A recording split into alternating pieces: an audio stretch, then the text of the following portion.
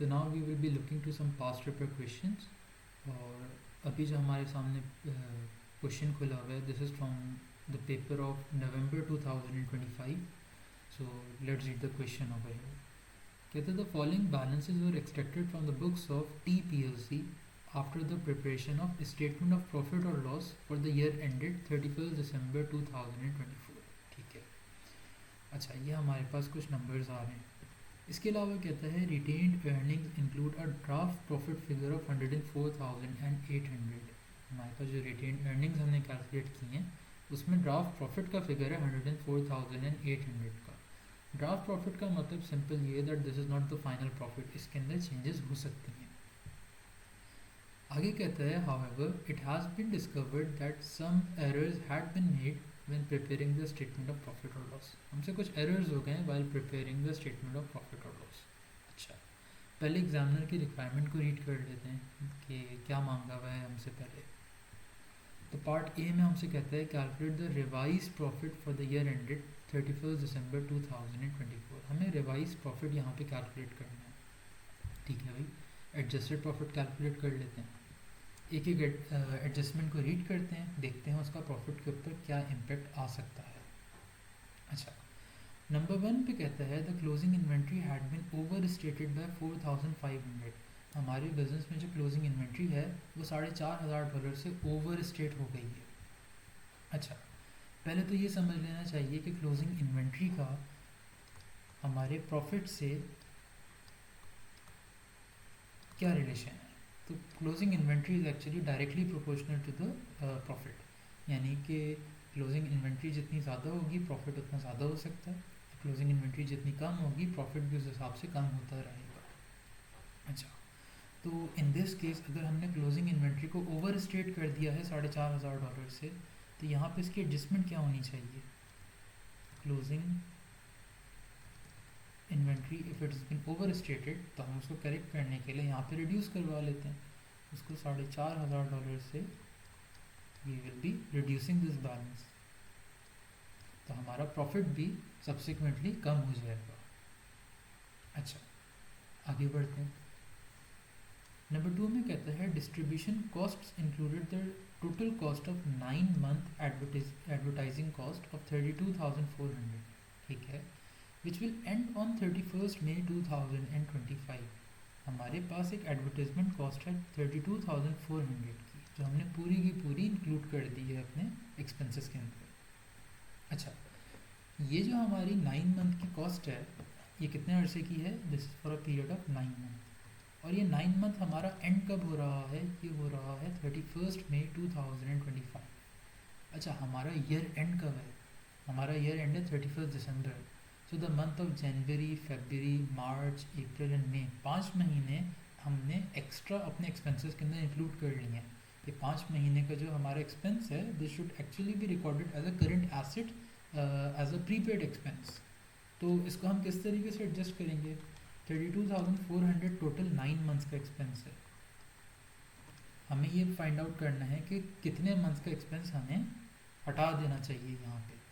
तो क्या करेंगे that out of total 9 months हम 5 महीने का एक्सपेंस कैलकुलेट कर लेते हैं. मल्टीप्लाई 5/9, तो मेरे पास आंसर आ जाता है 18,000. अच्छा, अभी 18,000 का एक्सपेंस अगर मैं रिमूव करूँगा तो मेरा प्रॉफिट सब्सिक्वेंटली इंक्रीज़ कर जाएगा. तो यहाँ पे मैं इस अमाउंट को ऐड करवा देता हूँ 18,000 एज एडवर्टाइजिंग एक्सपेंस या फिर एडवर्टाइजिंग प्रीपेड एडवर्टाइजमेंट. ये प्रीपेड एडवर्टाइजमेंट है and this should be recorded as a current asset. अच्छा, पॉइंट नंबर 2 भी हो गया. पॉइंट नंबर 3 पे आते हैं तो कहता है furniture and equipment had been depreciated by 15% per annum using the reducing balance method. Instead of 20% per annum using the reducing balance method, हमने फर्नीचर और इक्विपमेंट को 20% से डिप्रिशिएट करना था, 15% से डिप्रिशिएट कर दिया, यानी कि एक लेस अमाउंट से डिप्रिशिएट किया हमने. अच्छा, तो 20% से किस तरीके से कैलकुलेट करें देख लेते हैं इसको भी. फर्नीचर एंड इक्विपमेंट की हमें कैरिंग वैल्यू दी हुई है 442,000, ये वो वैल्यू है जो कि आफ्टर द डिप्रिसिएशन है। तो इसको मैं कह सकता हूँ कि इसमें से 15% की डिप्रिसिएशन चार्ज हुई हुई है। सो दिस इज़ द तो ये कितने परसेंट होगा, 100 माइनस 15, यानी कि दिस इज़ द 85% वैल्यू। मैं देख लेता हूँ टोटल 100% कितनी होनी चाहिए। तो सिंपली इसको हम क्रॉस मल्टीप्लाई करवा लेते हैं यहाँ पे। सो 442,000 डिवाइडेड बाय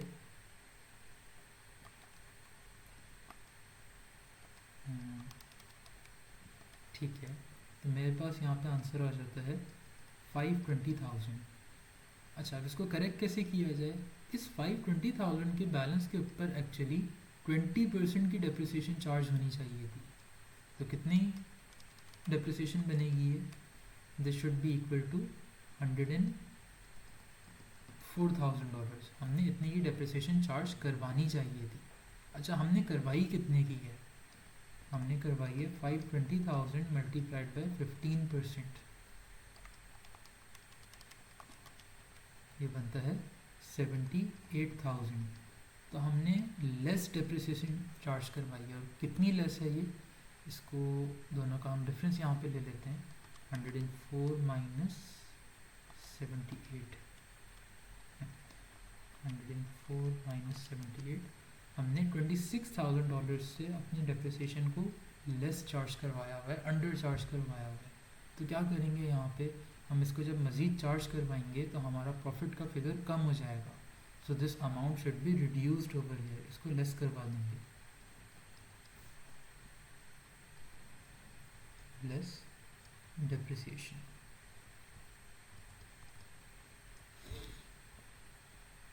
आगे बढ़ते हैं पॉइंट नंबर 4 की तरफ। पॉइंट नंबर 4 में कहता है debenture interest is payable every half year. ठीक है, डिबेंचर इंटरेस्ट जो है वो हाफ ईयर के बेसिस के ऊपर पे किया जाता है, यानी कि आफ्टर एवरी 6 मंथ्स। कहता है no adjustment had been made for the payment due on 28 February 2025। कोई एडजस्टमेंट नहीं की गई है for the payment of that was due on 28 February 2025। तो हमारे पास एक ऐसा 6 महीने का पीरियड आ रहा है जिसकी अभी तक कोई एडजस्टमेंट नहीं रिकॉर्ड हुई है। अच्छा, ये जो एडजस्टमेंट है 6 महीने का पीरियड, इसमें से 4 months actually belong to our income statement के पीरियड, यानी कि टिल 31 दिसंबर। टिल 31 दिसंबर 4 महीने होंगे and January and February the next 2 months will belong to the next year. तो ये 4 महीनों का एक्सपेंस हमारी इनकम स्टेटमेंट में as a finance cost record हो जाना चाहिए था, जो कि नहीं हुआ हुआ रिकॉर्ड। तो इसको भी रिकॉर्ड करना पड़ेगा यहाँ पे। अच्छा, किस तरह रिकॉर्ड करेंगे? हमें टॉप पे दिया हुआ है ये डिबेंचर्स हैं $150,000 के, और इनके ऊपर जो इंटरेस्ट पे होना है वो है 8% का, यानी कि a total of 12,000 has to be paid every year. अच्छा, इसको क्या करें, ये 2 हिस्सों में डिवाइड होगा, यानी कि आफ्टर एवरी 6 मंथ्स आप $6,000 का क्या करोगे, इंटरेस्ट एक्सपेंस चार्ज करोगे, इंटरेस्ट पे करोगे। इस 6 महीने में से भी हमें एक्चुअली 4 महीनों का इंटरेस्ट चार्ज करवाना है अपनी इनकम स्टेटमेंट के अंदर। तो 6,000 मल्टीप्लाइड बाई 4/6, हमारे पास नंबर आ जाएगा 4,000 का। ये $4,000 will actually B charge in our income statement. अब ये अमाउंट अगर इनकम स्टेटमेंट में चार्ज करवा लें हम, तो क्या होगा, यहाँ पे ये अमाउंट प्रॉफिट में से रिड्यूस हो जाएगा। इसको हम लिख देते हैं डिबेंचर इंटरेस्ट, दिस इज 4,000। ये चीज़ भी होगी क्लियर। इसके बाद हमारे पास फाइनली पॉइंट नंबर 5 में कहता है no provision had been made for taxation of 14,800। 14,800 की टैक्सेशन के लिए कोई प्रोविज़न नहीं रिकॉर्ड हुआ है। सिंपली होता क्या है, एट योर ईयर एंड आपको पता नहीं होता कि आपकी एक्चुअल में टैक्स एक्सपेंस कितना बनेगा, एक्चुअल में टैक्स लायबिलिटी कितनी बनेगी। तो आप एक एस्टिमेटेड अमाउंट, एक बेस्ट एस्टिमेट ले लेते हो कि यार मेरा टैक्स का शायद इतना खर्चा होगा, and you record a provision against it. तो यहाँ पे भी हमें प्रोविज़न बताया हुआ है कि 14,800 का एक प्रोविज़न हमने एक एस्टिमेट किया है कि हमारी इनकम पे 14,800 का टैक्स चार्ज होना चाहिए। अच्छा, whatever your best estimate it you simply deduct it as an expense from your income statement, you charge it to your P&L. तो ये 14,800 सिंपली मेरे प्रॉफिट एंड लॉस में से डिडक्ट हो जाना चाहिए था. तो यहाँ पे क्या करूँगा, सिंपली 14,800 को मैं अपने प्रॉफिट में से रिड्यूस करवा दूँगा. तो मेरे पास after making all of the adjustments मेरे पास एडजस्टेड प्रॉफिट आ जाएगा. तो हम एडजस्टेड प्रॉफिट कैलकुलेट कर लेते हैं. 104,800 का ड्राफ्ट प्रॉफिट था, -45 प्लस 18,000 -26,000 -4 -14,800. तो मेरे पास एडजस्टेड प्रॉफिट आ गया 73,500 का. This is the adjusted profit after making all of the adjustments over here. I hope ये पार्ट क्लियर होता होगा. हमने सिंपली सारे के सारे एरर्स को according to the income statement उसको करेक्ट कर ली है. अच्छा, नेक्स्ट पार्ट के ऊपर मूव करते हैं यहाँ पे. अच्छा, नेक्स्ट पार्ट में क्या कहता है, नेक्स्ट पार्ट में कहता है हमें कोई एडिशनल इन्फॉर्मेशन दी हुई है and we have to prepare the statement of changes in equity over here. ठीक है, statement of changes in equity कैसे बनेगी, कुछ एडिशनल इन्फॉर्मेशन है इसको इनकॉर्पोरेट करते हैं और देखते हैं कि क्या करना है यहाँ पे. कहते हैं on 1st August 2024 the directors had made a bonus issue of 2 ordinary shares for every 3 ordinary shares held at that date. ठीक है, जो 3 शेयर्स ऑलरेडी एग्जिस्ट करते थे मार्केट में उसके अगेंस्ट 2 नए ordinary shares as a bonus share दिए जा रहे हैं, एज अ बोनस इशू दिए जा रहे हैं. ठीक है, तो कहता है the company policies to maintain reserve in their most flexible form and ordinary shares had a face value of 0.5 dollars. ठीक है, ऑर्डिनरी शेयर की फेस वैल्यू नॉमिनल वैल्यू है 0.5 डॉलर्स की यहाँ पे. अच्छा, मैं अगर चेंजेस इन इक्विटी में देखूँ तो I don't have the opening balance of the ordinary share capital. तो क्या किया जाए इसको कैलकुलेट करने के लिए, मेरे पास क्लोजिंग बैलेंस ज़रूर है. अच्छा, अगर मैं बाकी 2 पॉइंट्स भी रीड करूँ तो the second point pertains to on 1st October the directors had paid a dividend of 0.03. तो डिविडेंड का ताल्लुक शेयर कैपिटल से नहीं है. अच्छा, पॉइंट नंबर 3 भी अगर यहाँ पे रीड करूँ तो कहते हैं the directors decided to revalue the property to 680,000. Again इसका भी ताल्लुक मेरी शेयर कैपिटल से बिल्कुल भी नहीं है. So the only adjustment that should be made during the year, that would have been made during the year, was of bonus issue. अच्छा, तो यानी कि साल के एंड में ऑर्डिनरी शेयर का बैलेंस कितना है, $900,000 का है. अच्छा, तो $900,000 का अगर साल के एंड में बैलेंस है और एक शेयर की फेस वैल्यू है 0.5, तो I can say that the number of shares I have at the end of the year is equals to 1.8 million. मेरे पास 1.8 मिलियन शेयर्स यहाँ पे एग्जिस्ट करते हैं.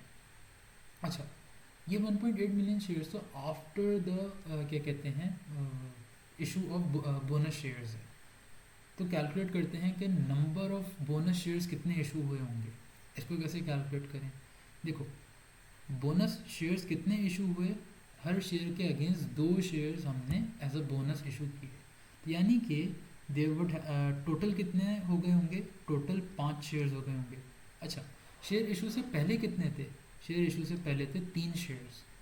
तो पहले 3 शेयर्स थे, बाद में 5 शेयर्स हो गए. तो और ये 5 शेयर्स टोटल किसके इक्विवेलेंट है, 1.8 मिलियन के. So I can find the unknown number over here again by using the cross multiplication over hair.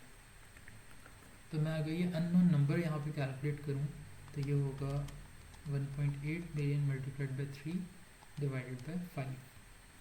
So before the issuance of bonus shares, the company had 1.08 million shares.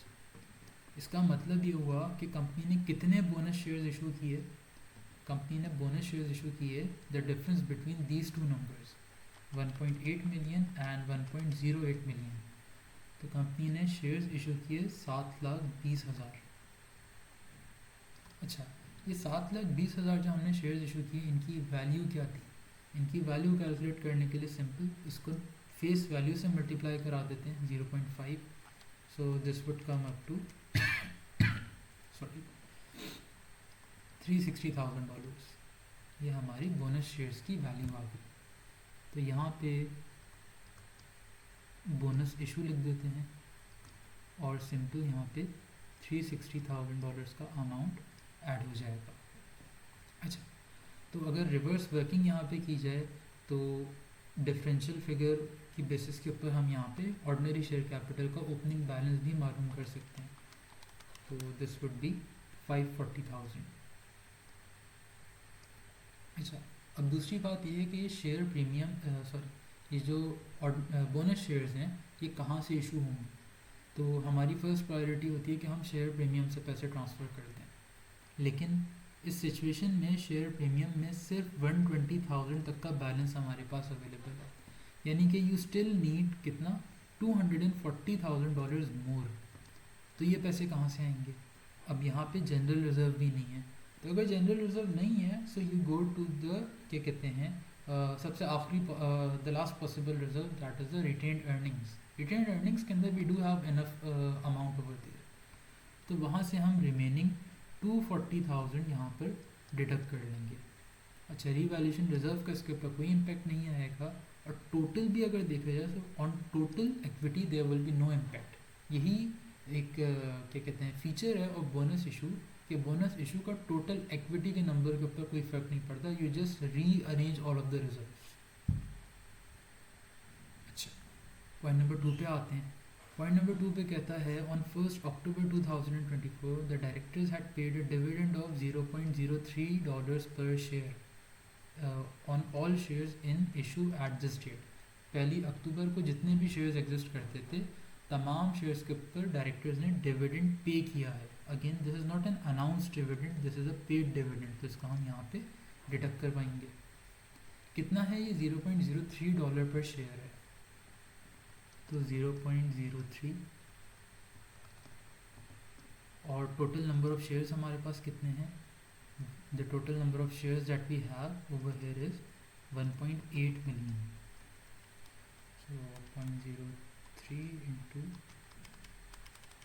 1.8, so this would come up to $54,000।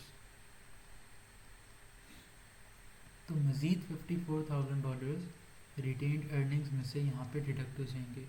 Again dividend का कोई impact नहीं आता बाकी किसी भी reserve पे, तो बाकी सारे बैलेंसेस को हम ज़ीरो कर देंगे।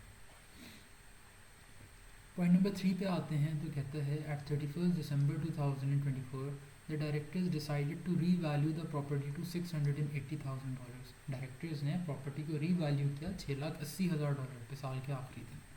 देखते हैं पहले क्या वैल्यू थी। तो प्रॉपर्टी की पहले वैल्यूएशन थी 785,400, यानी कि 785,400 प्रॉपर्टी की वैल्यू जो है उसमें कमी आ रही है, उसमें रिडक्शन है। कितने अमाउंट से रिडक्शन है ये देख लेते हैं। सो वी हैव 785,400 माइनस 680,000, इसमें रिडक्शन आ रही है 105,400 के अमाउंट से। ठीक है, तो अब इस रीवैल्यूएशन डाउनवर्ड्स को हम कैसे रिकॉर्ड करेंगे। मेरे रीवैल्यूएशन रिजर्व में 80,000 है, तो मैं रीवैल्यूएशन रिजर्व में से उतना ही अमाउंट डिडक्ट कर सकता हूँ जितना उसमें पहले से मौजूद था। तो over here we only had $80,000, लेकिन मुझे तो डाउनवर्ड्स रीवैल्यूएशन करनी थी 105,400 से। तो जो बैलेंसिंग मेरे पास यहाँ पे 25,400 का अमाउंट था, ये कहाँ पे रिकॉर्ड होगा। ये मैं रिकॉर्ड करूँगा अब अपनी रिटेन्ड अर्निंग्स के अंदर। ये अमाउंट मेरी रिटेन्ड अर्निंग्स में से एडजस्ट हो जाना चाहिए। तो यहाँ पे मैं इसको रिटेन्ड अर्निंग्स में से 25,400 को लेस करवा दूँगा। अगेन किसी और रिजर्व के ऊपर इसका कोई इम्पैक्ट नहीं है, और टोटल जो हमारे पास है वो 105,400 की रिडक्शन आ रही है रीवैल्यूएशन की वजह से। अच्छा, क्या कोई और एडजस्टमेंट यहाँ पे रह गई है। तो हाँ, एक एडजस्टमेंट ज़रूर रह गई है, that is the addition of profit to the retained earnings. तो हम 73,500 का प्रॉफिट भी अपनी रिटेन्ड अर्निंग्स के अंदर ऐड कर पाएंगे। तो 73,500 ही है, यस। तो हमारा यहाँ पे प्रॉफिट इधर ऐड हो गया। प्रॉफिट किसी और रिजर्व में ऐड नहीं होता, तो बाकी सारे हम ज़ीरो कर देंगे। और now that we have made all of the adjustments over here, तो सिंपली अपनी क्लोजिंग बैलेंसेस को हम कैलकुलेट कर लेते हैं। तो शेयर प्रीमियम में साल के एंड में ज़ीरो अमाउंट होगा, कुछ भी नहीं। रीवैल्यूएशन रिजर्व में भी कुछ भी नहीं रहेगा। अलबत्ता रिटेन्ड अर्निंग्स का balance would be changing now to 33800 minus 240,000 minus 54,000 25,400 plus 73,500. So the amount that would remain in the retained earnings would be 85,900, and the total balance over here should come up to 984 and $900. तो यहाँ पे भी total कर लेते हैं। Top पे 540,000 plus 120,000 plus 80,000 plus 330,800. So this comes up to 962 and 800. तो यहाँ तक हमने अपने पहले दो पार्ट्स कंप्लीट किए इस लिमिटेड कंपनीज़ के क्वेश्चन के। कोई बहुत डिफ़िकल्ट नहीं थे, बस बेसिक कुछ हमारे कॉन्सेप्ट्स थे जो यहाँ पे टेस्ट हो रहे थे। और टिपिकली इसी तरह का ही सवाल हमारे एग्ज़ाम्स में टेस्ट हो रहा होता है। The remaining parts we will be covering in the next lecture. तो इसको इंशाल्लाह फिर नेक्स्ट वीडियो में कवर करते हैं। Thank you.